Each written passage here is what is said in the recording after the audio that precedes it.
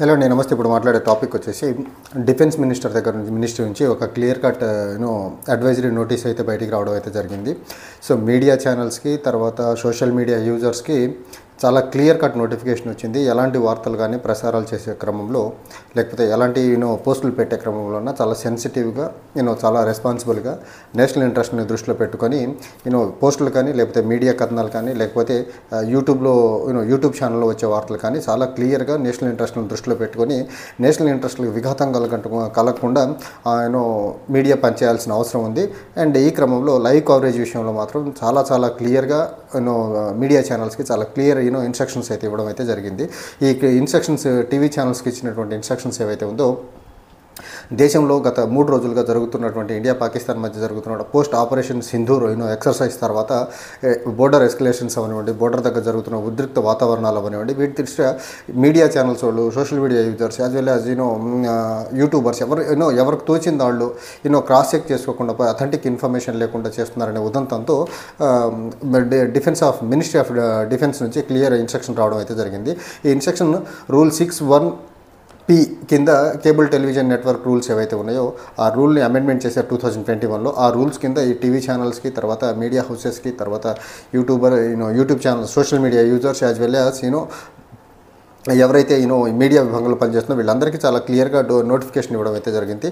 మరీ ముఖ్యంగా గత 24 hours నుంచి చూసుకున్నట్లయితే ప్రెస్ ఇన్ఫర్మేషన్ బ్యూరో ఈ ఫేక్ న్యూస్ని ఫైండ్ అవుట్ చేసి ఫ్యాక్ట్ ఫైండింగ్ దాంట్లో తనమనుకులైన క్రమంలో ఈ ఫేక్ న్యూస్ చాలా పెద్ద మొత్తంలో స్ప్రెడ్ అవుతుంది దేశంలో. దీనివల్ల నేషనల్ సెక్యూరిటీకి ఇబ్బంది కలిగించే ఆధారం ఉంది. తర్వాత ఏదైతే ఇప్పుడు ఇలాంటి న్యూస్ బయటికి రావడం వల్ల ఖచ్చితంగా ఒక పాకిస్తాన్తో హోస్టాలిటీ పెరుగుతున్న క్రమంలో ఈ హోస్టాలిటీ సిచ్యువేషన్లో ఎనిమి ఇలాంటి ఫేక్ న్యూస్ని అడ్వాంటేజ్ తీసుకొని మరింతగా దేశానికి ఇబ్బంది కలిగేదానికి ఆస్కారం ఉందనే ఒక ఉదంతంతో మినిస్ట్రీ ఆఫ్ డిఫెన్స్ నుంచి చాలా క్లియర్గా ఇన్స్ట్రక్షన్స్ అయితే రావడం జరిగింది.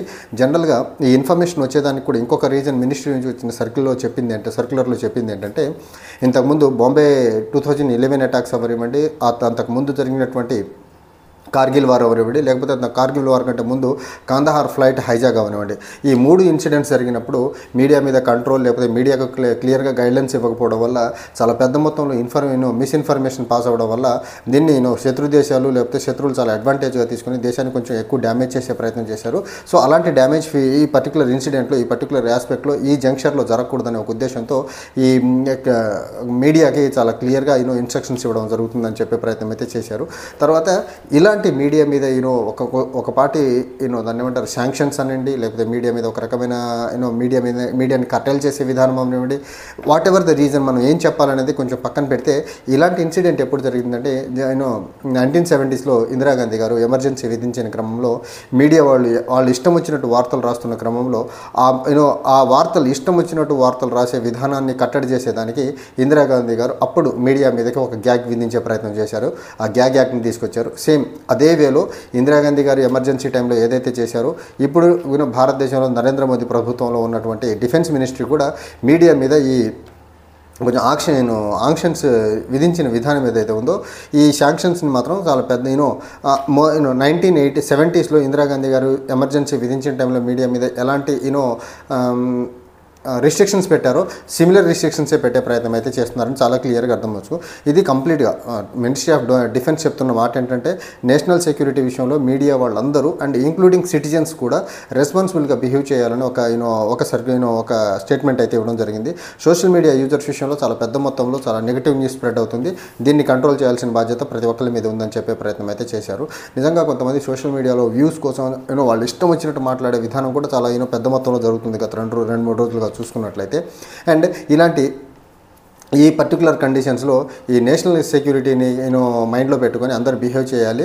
అండ్ డిఫెన్స్ విషయంలో డిఫెన్స్ ఫోర్సెస్, డిఫెన్స్ పర్సనల్ యొక్క ఆపరేషన్స్ని కానీ, లేకపోతే వాళ్ళ మూమెంట్స్ని కానీ లైవ్ స్ట్రీమ్ చేయొద్దు అనేసి మాత్రం చాలా క్లియర్గా చెప్పారు. ఈ లైవ్ స్ట్రీమ్స్ చేయడం వల్ల పర్సనల్స్ యొక్క మూమెంట్ గురించి కానీ, లేకపోతే ఆపరేషన్స్ యొక్క మిలిటరీ ఆపరేషన్స్ గురించి లైవ్ స్ట్రీమ్ చేయడం వల్ల, లేకపోతే వీడియోలు సోషల్ మీడియాలో పోస్ట్ చేయడం వల్ల, లేకపోతే మెయిన్ స్ట్రీమ్ మీడియాలో చూపించడం వల్ల శత్రువులకి మనం ఏం చేస్తున్నాం అనేది క్లారిటీ వచ్చేదానికి ఆస్కారం ఉంది. సో అలాంటి ఆసరా అవకాశం కానీ శత్రువులకి ఇవ్వద్దు.